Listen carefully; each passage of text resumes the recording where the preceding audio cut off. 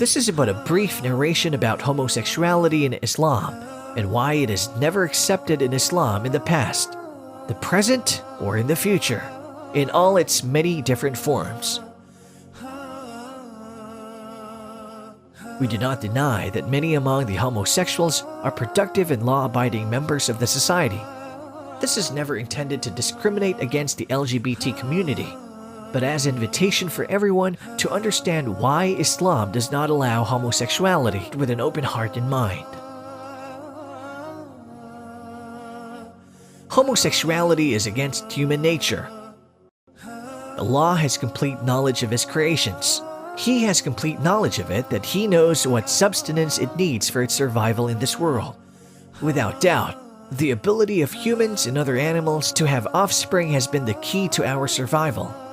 We may not have long lives in our lifetimes, but our children have the genetic traits they needed, such as intelligence, physical strength, bodily resilience, and others that they have inherited from us and from our ancestors. This is why the right to have progeny is one of the basic rights that Islam protects. This right entails that each person, Muslim or non-Muslim, have a right to marry and have a family and children. Abortion, incest, eugenics, and other unethical practices that are related to the human ability to produce healthy and productive offsprings are prohibited. That is why Allah created us in pairs of male and female of every species. Allah said in the Quran, "O mankind, fear your Lord, who created you from one soul, Adam, and created from its mate, Eve, and dispersed from both of them many men and women." Quran chapter 4 verse 1. This creation in pairs have a purpose, and it is a divine one. It is inviolable. No transgender woman will ever totally become a woman to menstruate, become pregnant, or produce milk in his breast. And no transgender man will ever grow testicles to produce sperm cells to impregnate a fertile woman. The simple truth of this could be manifested in how wrong it could be for transgender men to compete against real women in sports. Fallon Fox, who was born a male and become a transgender through surgery in order to compete against women in MMA, which resulted in unfair results. MMA experts explain that Fallon Fox fighting against real women is unfair, as Fallon Fox is physically a male in his bone and muscle structure. That will give him total advantage against real female opponents, despite the hormones he takes or the surgery he undertook. In 2014, Fallon Fox broke the skull of his opponent Tamika Brents in the first round, which is enough to prove this point. In Islam, changing the creation of Allah without any medical necessity, for it is one of the gravest sins there is. If plucking your eyebrows or having a tattoo are considered sinful, acting like a female if you're male is bad enough, and gender transition through surgery could be considered the worst kind of changing Allah's creations. Perhaps the earliest account of homosexuality in the religious texts was that of Prophet Lot, nephew of Prophet Abraham. Both the Quran and the Bible mention Prophet Lot as a prophet of Allah and among the pious. Allah said in the Quran, "And remember Lot, when he said to his people, 'Do you commit the worst sin such as none preceding you has committed among Allah's creations?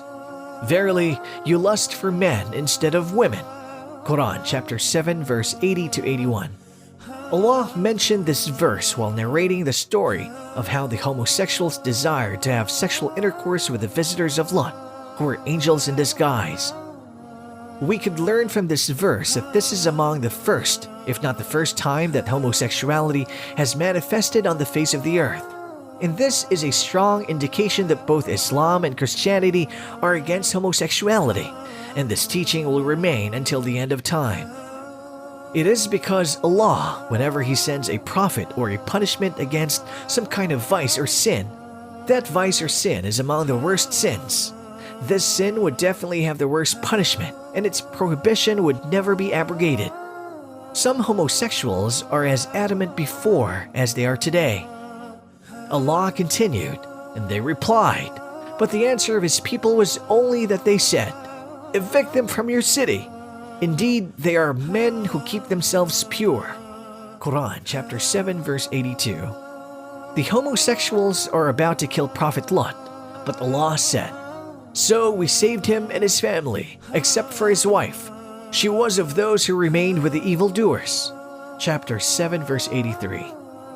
And Allah sent his punishment to Sodom and Gomorrah, and rained upon them a rain of stones.